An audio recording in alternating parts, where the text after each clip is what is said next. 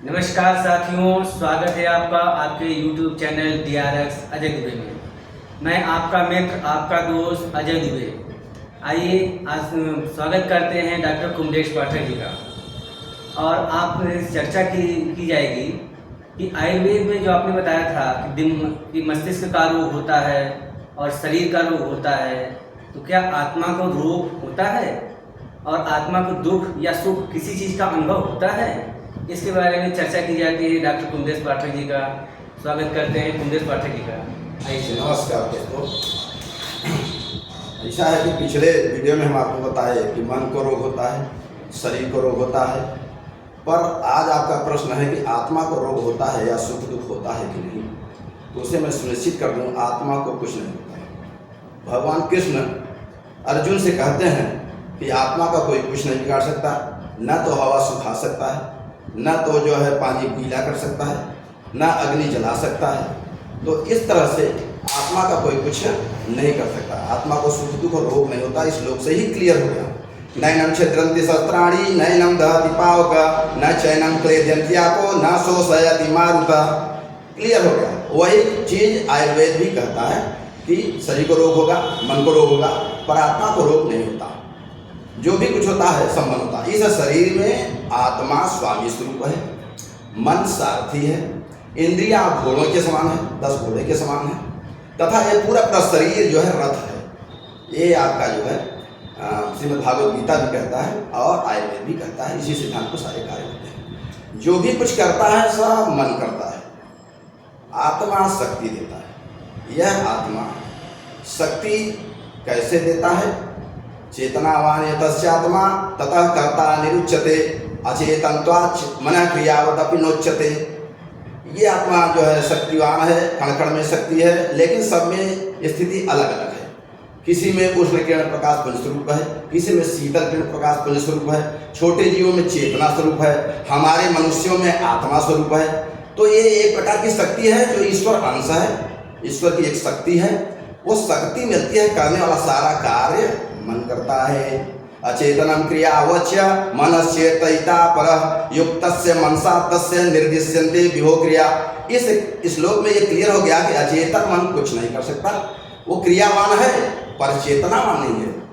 तो चेतनावान न होने के कारण वो जो है क्रिया अकेले नहीं कर सकता। इसलिए मन और आत्मा का जो नित्य संबंध है ये हमेशा साथ साथ रहता है। तो आत्मा जो है केवल शक्ति देता है, सब कुछ करता मन है। एक जगह ऐसा है कि जहाँ पे मन भी कार्य नहीं कर पाता। वो कौन सा जगह है? जब कोई मरीज कोमा में चला जाता है, संन्यास, आयुर्वेद में क्या कहते हैं? संन्यास। तो उस समय केवल सांस आता जाता है और समझ लीजिए जीवन का वो पूर्ण विराम ही है। पूर्ण विराम ही है। 99% ना का आशा होता है, 1% बचने का आशा होता है, पर बचते हैं। ऐसा नहीं है कि कोमा में गया हुआ मरीज नहीं बचता, बचता है। उस स्थिति में मन कार्य नहीं करता। अभी तक तो सारे कार्य कर रहा था पूरे शरीर में, लेकिन कोमा की स्थिति में मन भी कार्य नहीं करता। ये मैं बताना चाहता हूँ। सारी स्थिति में मन कार्य करेगा, पर कोमा की स्थिति में मन कार्य नहीं करेगा। कैसे नहीं करेगा? दोषेषु मदमूर्छाया कृतवेगेषु देहिनां स्वयमेव पसाम्यन्ति संन्यासो नौषधि बिना। कहने का तात्पर्य हुआ कि अगर कोई शराबी शराब पी लिया है तो उसके मद्य का नशा जब तक है तब तक वो अचेतन पड़ा है, या किसी को मूर्छा आ गया तो भी वो अचेतन पड़ा हुआ है। जैसे ही उसका वेग शांत हुआ वो फिर से सही हो जाता है, बिना किसी औषधि के सही हो जाता है। लेकिन कोमा में गया हुआ मरीज को आईसीयू में रखना पड़ेगा, वेंटिलेटर पर रखना पड़ेगा, ये सारा कार्य करना पड़ेगा। तो बिना औषधि के कोमा में गया हम मरीज वापस नहीं आता।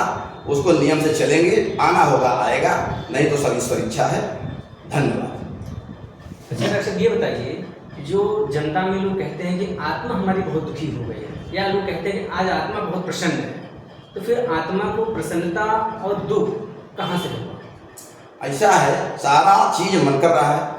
मन के करने से आत्मा को कह दिया जाता है, क्योंकि मन का अधिष्ठान आत्मा ही है। जिस प्रकार से आत्मा हृदय में है उसी प्रकार से मन आत्मा में है। बात को समझिए।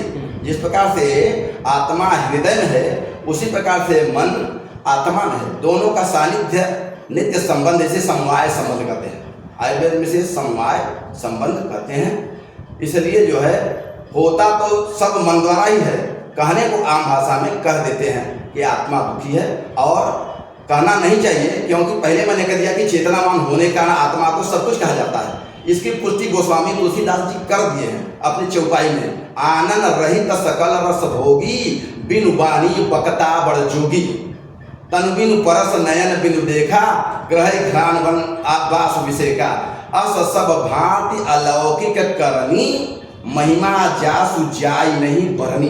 इसलिए इसको इतनी बड़ी पदवी दे दिया गया कि ये सब कुछ कर ले जाता है, और लेकिन कहा नहीं जाएगा दुखी, ये सब करता है मन ही, आत्मा कुछ नहीं करता। आज से आपके कंसेप्ट जान लीजिए। आम भाषा में कह सकते हो चेतनावान होने के कारण कहा दिया ना, आना रही सकल दोषी। तो जैसे लोग कहते हैं कि आत्मा को फट जाना, वो तो मन के फट जाने से आत्मा फट गया, उसका नित्य संबंध है, उसका नित्य संबंध है। जो कुछ मन के साथ रहेगा वो आत्मा को कह दिया जाएगा, जो भी मन से जुड़ा रहेगा वो आत्मा को कह दिया जाएगा। मतलब ये सारी चीजें केवल मन पर आधारित है, न कि आत्मा। हाँ, सारी चीज मन पर आधारित है, आत्मा पर नहीं है। आत्मा नित्य और सत्य है, नित्य हो सकते हैं, सारी चीजें मन के हाथ में, मन के हाथ में है। एक स्थिति में मन नहीं होता, वो मैंने आपको स्पष्ट कर दिया। कोमा में गया हुआ मरीज मन नहीं कार्य करता, बाकी हर स्थिति में मन कार्य करता रहता है। मित्रों, नमस्कार मित्रों, आप इस चैनल को ज़्यादा से ज़्यादा सब्सक्राइब करें और आगे बढ़ाएं, और चैनल को फॉलो भी करें। धन्यवाद।